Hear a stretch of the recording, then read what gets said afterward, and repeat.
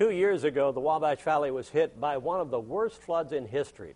Recent heavy rains have the Wabash River rising again, and with it, the anxiety level of those folks battered by the Great Flood of 2008. News 10's Mike Grant has more on this story.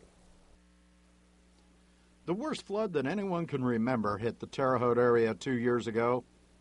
Water covered the ground, destroying property and sending residents fleeing.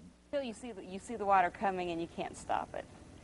And at the time when it actually was coming up and flooding our house, it basically just sounded like a river rushing underneath our house.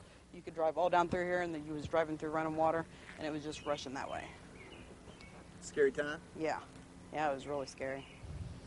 The neighborhood in Dresser is dry now.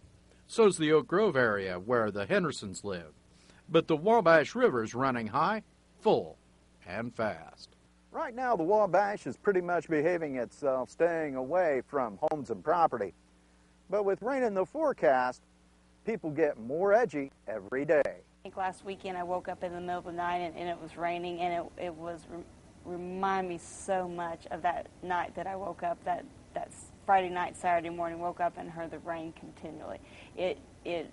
It was definitely a flashback. We was running back and forth, looking out every window in the house, running from the front door to the back door, watching the storm, and the rain just pouring down, and you could just see it.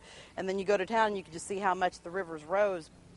And even though the forecast calls for only minimal flooding damage along the Wabash, the fear the high water left behind 2 years ago hasn't gone away. I'm still not going to feel 100% safe. I mean, there's a levee in my front yard, and I still got flooded. So folks here will keep an extra wary eye on the river until the flood threat is long gone.